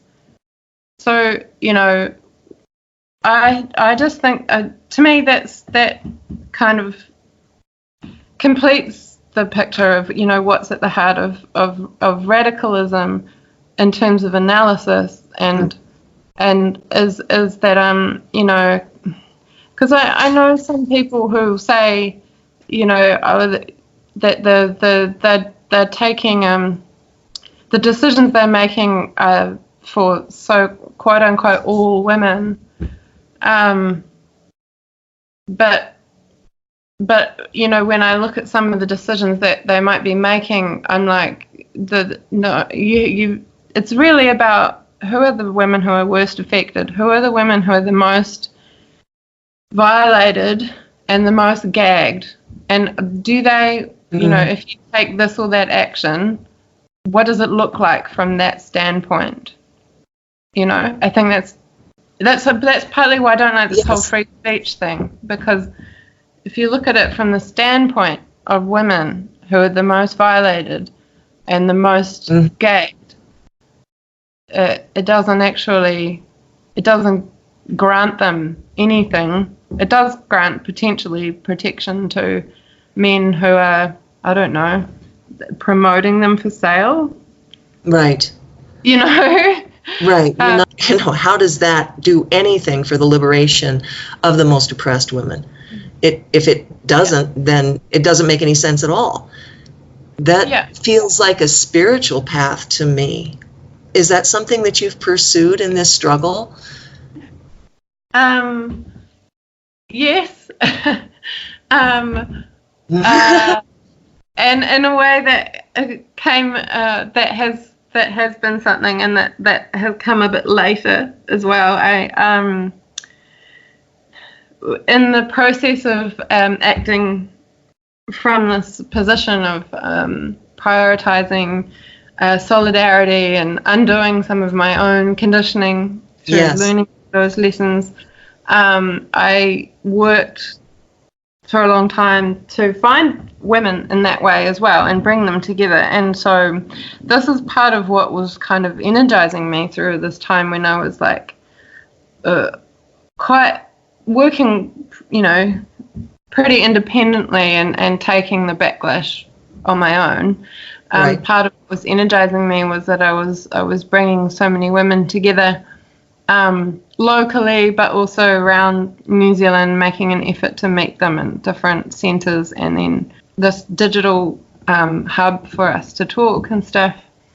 At some point, those women decided to create a public front for themselves. So they started a lobby group in which a lot of them are still kind of hidden. A lot of them are still kind of maintaining their everyday anonymity, but volunteering for this lobby. And so safety in numbers is a big part of what's going on there. And that's a smart thing to create and to value.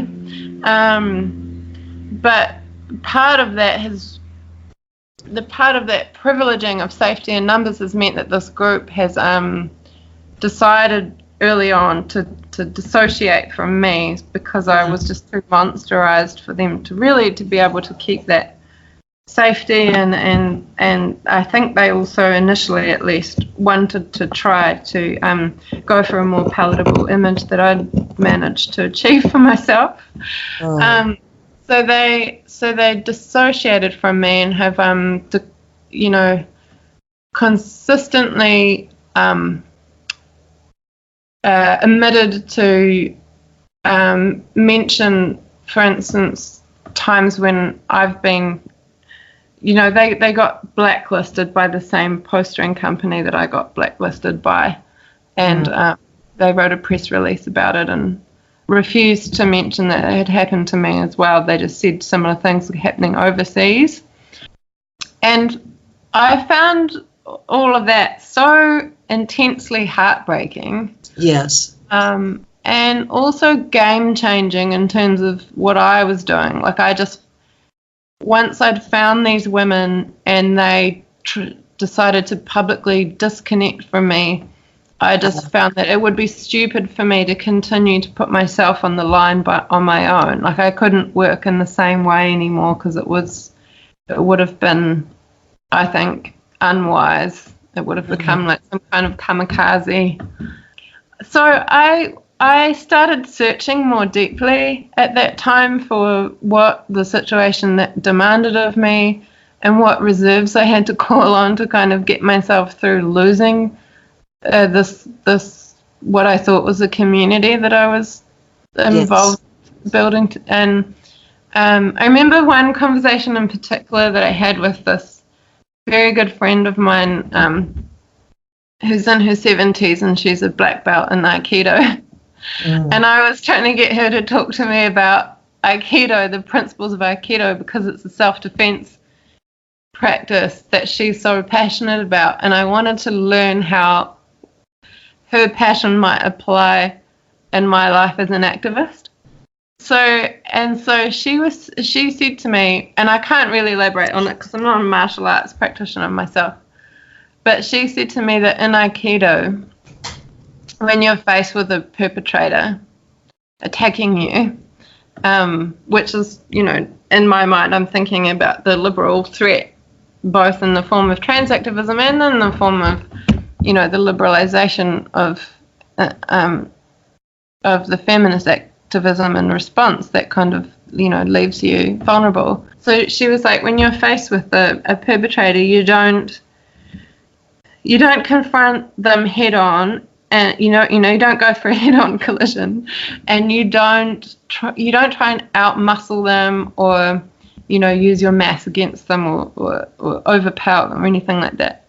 She goes, the principles that kind of have stuck with me is that she goes, you hold your center, you go underneath. You hold your center and you go underneath. You allow for their mass for them to use their own mass against themselves. I really liked that, and I've been carrying that with me. And then I actually saw that Julia Long did this talk at this Lesbians on Chairs event earlier this year. She echoed this talk that I'd been listening to quite a lot at that point. I keep listening to it, same talk. A Mary Daly talk on YouTube called The Fire of Female Fury. And Julia's talk echoed it. So, you know, in both cases, these women advocate for not reacting, but for for responding with like creativity, kind of. And Mary Daly talks about refusing to react to this constant bombardment that women are facing with these. It's every day, it's overwhelming, it's really corrosive for the gut, which doesn't mean that we shouldn't fight. But, you know, it's really something to feel this sense of responsibility on a daily basis when we're constantly facing like media capture, which manifests in different ways all the time, whether it's, you know, the media reporting male violence as female violence one day, and then the next day, you know, it keeps getting more and more absurd. And then there's proposed changes to legislation, and then the things the political parties are doing, like every day it just seems to get worse and more insulting. And you can't just constantly, you can't fight that daily. Like it might be noble, but it's not really possible. So these women, one thing I've been looking into to understand this principle of creativity rather than reactivity, but also to understand what's going on in my life, but also this more general pattern of women seeming to be inclined toward a kind of reformist approach in activism, where you're doing this kind of very more formal mediagenic lobbying rather than something more passionate, and you're prepared to basically, I'm going to put it crudely, sell out other women in order to adopt that more, to take that more palatable approach. Like why women are doing that.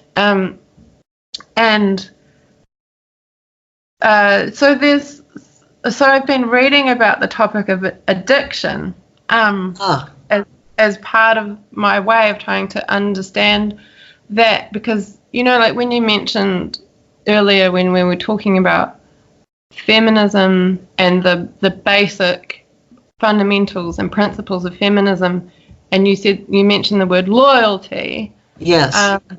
And which I think is fundamental to politics. Like so many people, I think, believe that in politics, everyone is kind of just well-meaning and everyone puts forward their best idea about, what's best for the world, and some people have some misconceptions about that, and you just persuade them into the right position. You know what I mean? Like this is another thing that I don't like about the free speech ideas, because it's kind of premised on this notion that we're all having a debate, but actually politics is fundamentally not about ideas or values, it's about loyalties. And when you look at female socialization and how it prepares us, so I've been reading this book called Women, Sex and Addiction by a woman called Charlotte Castle. And she talks about how codependency, which is kind of like a form of addiction in itself, is the role that women are socialized for. We're socialized into this role of codependency. And so one thing that can happen to people is, and this is kind of, I think, when I've been reading about addiction and dysfunctional family patterns and what sustains them and stuff like that as well. I've been learning about the fact that people can get invested in these sorts of dysfunctional relationships, even when they're the party that's worse off. You know, so codependency, the way women are socialized into this role of the codependent, can be something that we become attached to ourselves. So, like, I think that one thing that goes on with that is it's got so much to do with taking responsibility for other people and taking on all this responsibility. And there's this guy, Gabor Mate, who's a specialist on addiction, who talks about that sense of responsibility, and he specifically talks about the sense of responsibility that a lot of activists have. And he goes, if you have this big sense of responsibility, like it's almost like everything bad in the world is your fault, and you have to, you know, take that on and do something about it. He said if you have that, it comes from earlier in your life than, you know, your political awakening. It's deeper than that. And he says that there's this kind of, and I think this is where he echoes like what Julia Long and Mary Daly are saying about creativity rather than reactivity. He says this, and it sounds kind of corny, but he says there's this kind of trick to realizing that you're not responsible, but you're response-able. Yeah. And once you recognize that you know, there's all this stuff going on in the world and you are capable of responding to it, that to me is like, that question of how are you going to respond is like a sacred question. I was looking earlier at the books that you've been writing, and I remember seeing one of the titles that patriarchy was introduced about 4,000 years ago. Do you think some of being trapped inside of this is really not understanding that you can't reform this? Yeah. That there is the possibility this entire patriarchal structure, just like civilization, can be dismantled. It's been so long since, or we're so removed from cultures where this isn't the way it happens at all, that we don't remember, we don't realize that we don't have to reform this. We don't have to do this at all. That humans have, for most of their time on the planet, been, you know, women-centered. They've been something else entirely.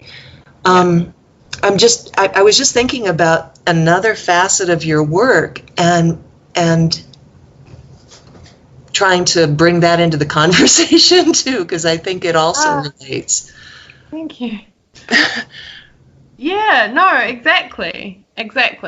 And not to, I mean, again, that's another reason why I think the free speech framing falls so short of characterizing the problem that women are really facing. That, you know, it's central to the patriarchal. The antidote is not being able to speak within a patriarchal structure. Yeah, so this history that you mentioned, the history of patriarchy, it is the history of women trying to negotiate with men because we believe in their humanity and we want to remind them of their humanity, and we just hope that, like, one more conversation, or if we just get the words right, or if we just, you know, reason correctly, or if we appeal to the right, you know, this is the problem, is women thinking that we can negotiate our way out of oppression. It's just not possible. And, you know, Gabor Mate as well, who I mentioned before, he's a specialist on addiction. He has a talk on YouTube about addiction and power, and he talks about this too. And there's a huge parallel to other forms of addiction, say substance abuse. Like, someone doesn't become an alcoholic because they think that that's what's best for their liver, and all you have to do is convince them that the liver is not actually it's not actually good for your liver to drink alcohol. You know what I mean? They're not doing it because they don't know. They're doing it because they're trapped in that position, and because they're more afraid of not doing it. And the investment in addictions, including the addiction to, for instance, masculinity, is so profound. You can't negotiate with that, and you can't wait for someone to suddenly listen to you or have a moment of, realization that you might have something, to say, important to say. So I think that, and again, it comes back to that free speech thing, that we need to be politically looking for, two things. One of them is accountability. I think accountability is the only thing that will change anything structurally, or in terms of institutions. Men who occupy positions of power. But the other thing is that we won't.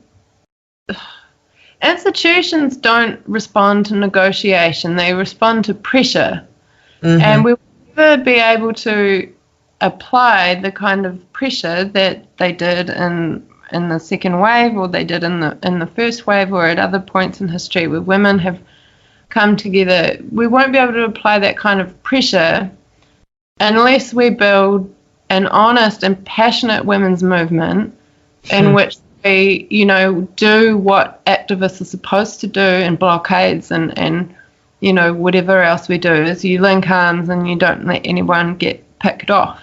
And that's the key. Like if we don't do that, then negotiation is just really a kind of demoralizing way to spend your life. Yes.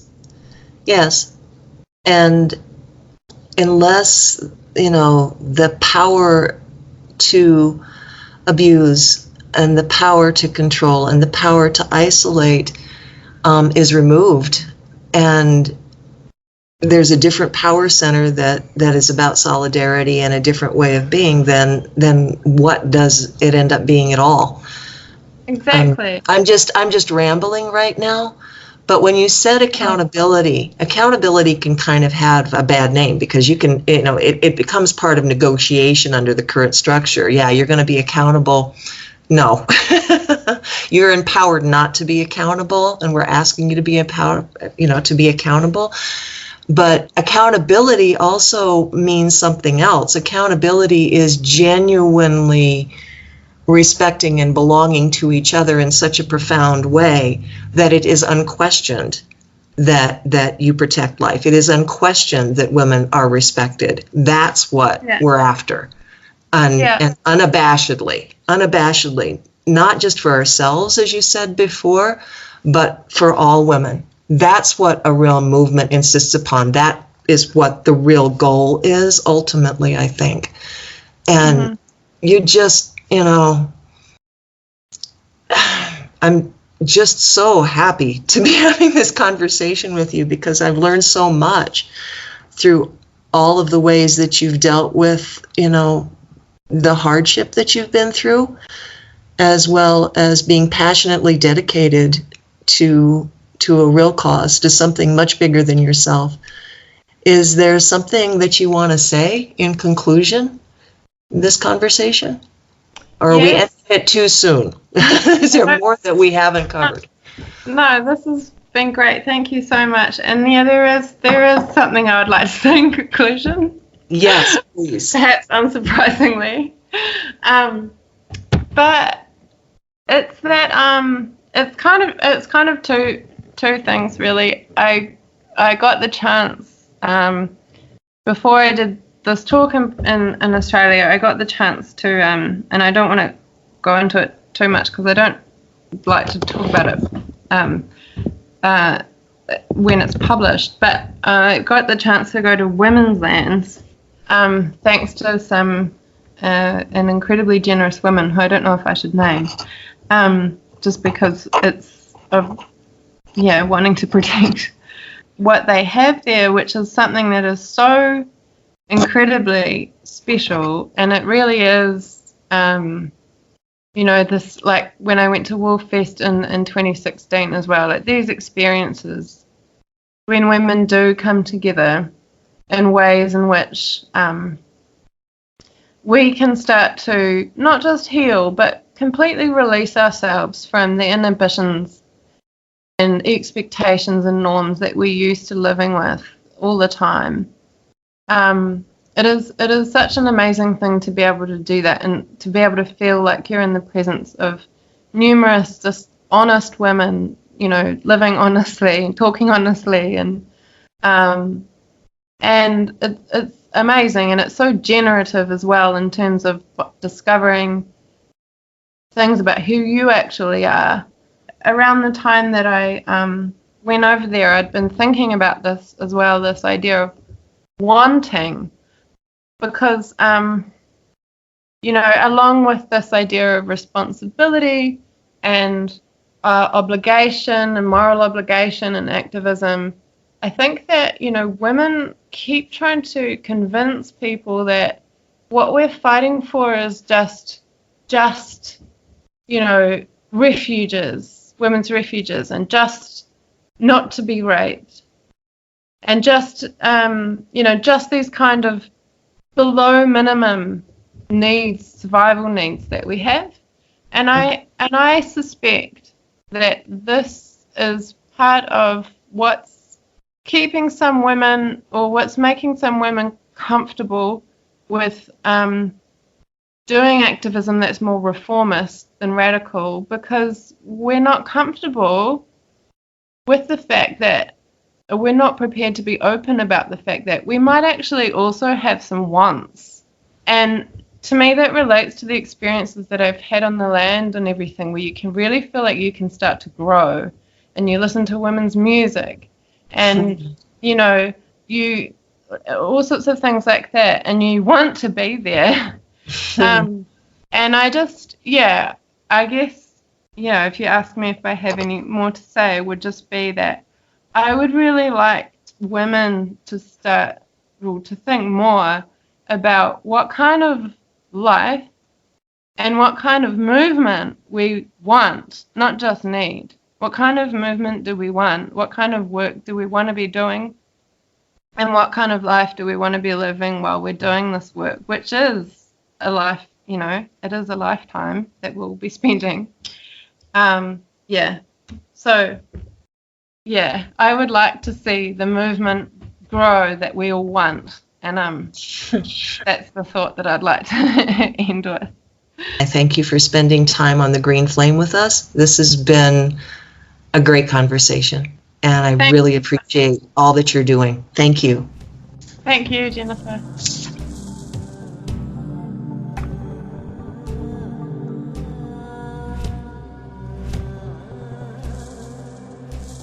So I have a blog, and I've been writing on this issue for about 4 years, and I've been trying to speak on this issue for about 4 years in New Zealand also, and because of the vicious and persistent censorship and smearing, I haven't managed to speak openly like this yet.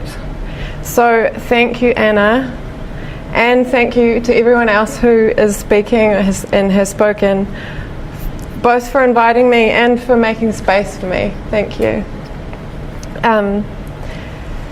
Because many people still believe that the spread of transgender ideology represents a harmless fad or a phase or a problem of youth culture or social media, I've chosen to talk about the wider context and conditions that have allowed this ideology to take hold.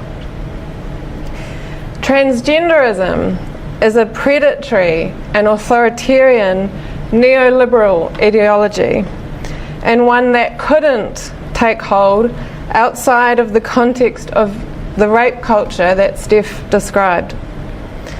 I want to make this as clear as I can in 10 minutes.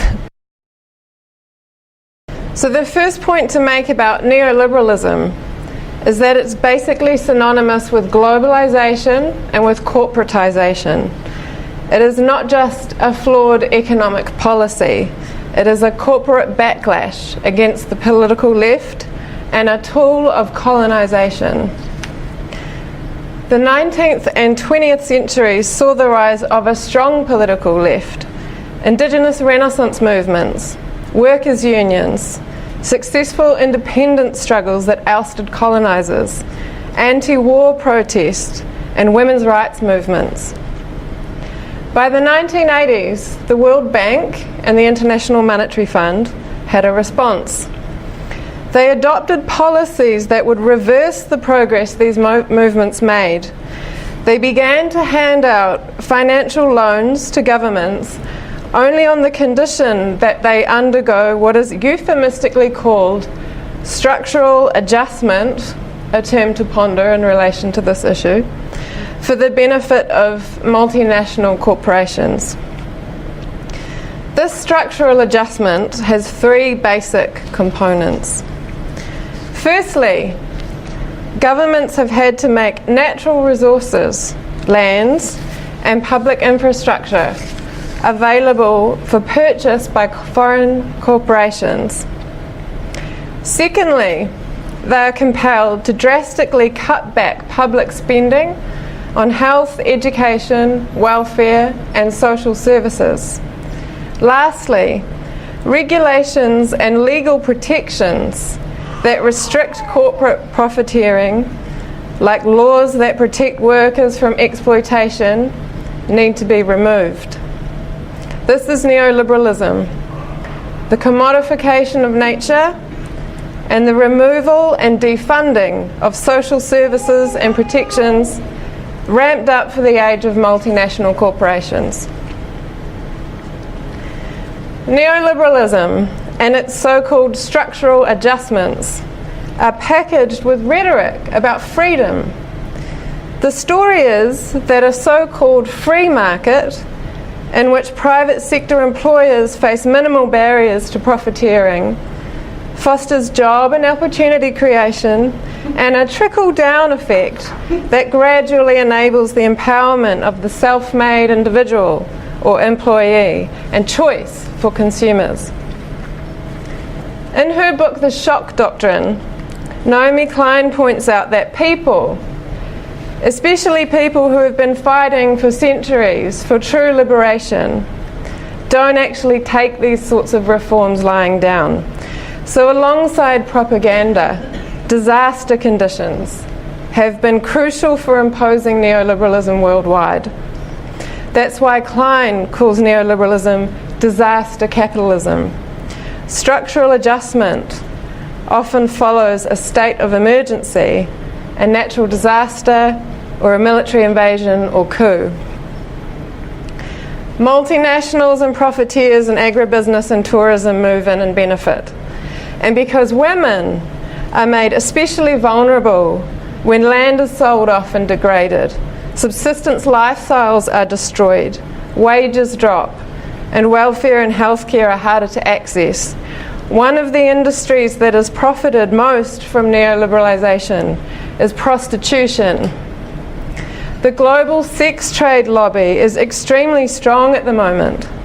And of course, in a neoliberal climate, it sells us the idea that prostitution is a legitimate business and that pimps are just job creators in an industry we are now supposed to call sex work and perceive to be empowering for women as individuals, disregarding the factors of poverty, land theft, sexism, and rape.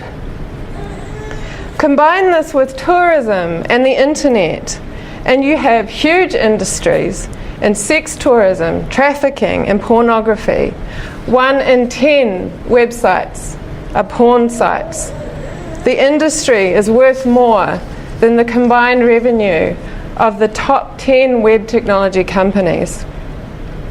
To encourage porn consumption, porn is also normalized through mainstream media.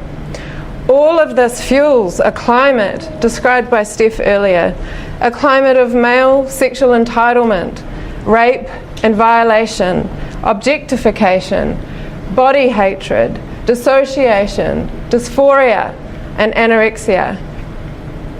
These are the disaster conditions that transgender ideology exploits, and that enable whole populations to buy into the idea that not only can women be bought and sold like products, but womanhood itself is a commodity to which men should be entitled. Transgenderism is a neoliberal ideology that treats the natural fact of biological sex itself as something to be ploughed over and substituted with the cash crop of gender identity. It is empowering for the individual to reject biological sex and substitute it for a customized gender that expresses one's own essential tastes, just like your clothes and shoes are meant to do, and even your car and your cell phone screen protector and your toothbrush. The mindless mantra, trans women are women, encapsulates both the ideology and attitudes of transgenderism and the neoliberal zeitgeist in 3 words. It implies the destruction of nature, of biology, of our own bodies, including through the radical mastectomies increasingly conducted on adolescent girls, mainly lesbians. It is based on the commodification of women, and it leads to the removal of legal protections and social supports designated for women and based on sex. And using this mantra, trans women are women, like a threat, because if you don't accept it, you're a bigot. Men are colonising women's hard-won spaces, organisations, movements, and safe houses, as well as lesbian culture. This mantra is also having the effect of consolidating the domestication of the whole political left. Peace groups, unions, socialist organisations like Anna described, and assimilating them with the establishment as they ingest and then commit to and prioritise transgender mythology, purge feminists and independent critical thinkers from their ranks, and build stronger ties to the liberal political parties and big money, also promoting gender identity and funding the pride parades. In this way, the lie that trans women are women is the neoliberal answer to the myth of the resurrection within the Catholic Church. It is the one mad thing that you need to accept these days to demonstrate that despite whatever else you believe in or work toward, you are ultimately willing to surrender your critical faculties and submit to power and to groupthink. People would never buy the idea that men can get pregnant or that a lesbian can have a penis outside of the disaster conditions we feminists call rape culture, the conditions of male sexual entitlement, a woman being raped somewhere in the world every single second of the day, normalised porn, objectification, dysphoria and body hatred, in a culture that honoured women, cared for children, and was grounded in the natural world, the spread of transgender ideology would not occur. Voltaire's famous warning that those who can make you believe absurdities can make you commit atrocities is also pertinent.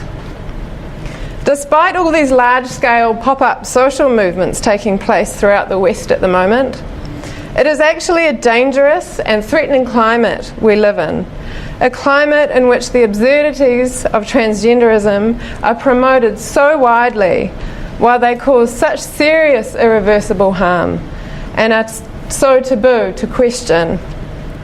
Women who speak out now face ostracism and losing their livelihoods at the hands of the very same people who are currently joining mass movements that claim to fight for the planet and for social justice.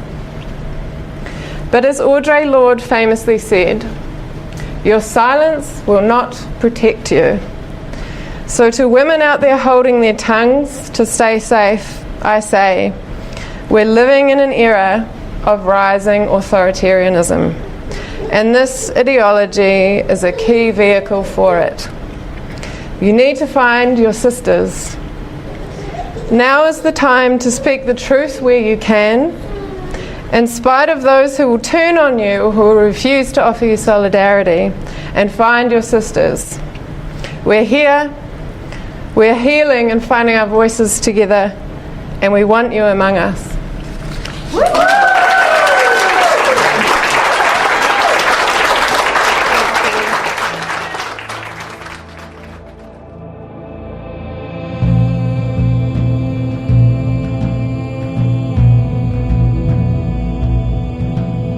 Because I had a dream about my little girl self, the one who did not yet know the full utility of her voice, the one who was scared to tell the truth, the one who was always running from her experiences, the one who didn't know that she was supposed to have authorship over her life. I had a dream about her and sort of saw her own emergence out of silence and into shouting. This is a very short poem, and then I'll get into some meatier ones, but it matters to me. The dream about shouting is as follows. In the dream, every word is red paint. I speak and it looks like a murder scene. They try shutting my lips with caution tape, but I am burning my mouth down. It's gonna come back to me, a new thing. No troll-bridged tongue, no yawping, soundless, empty. In the dream, I am waiting for my mouth to be born when she is everything, will be loud.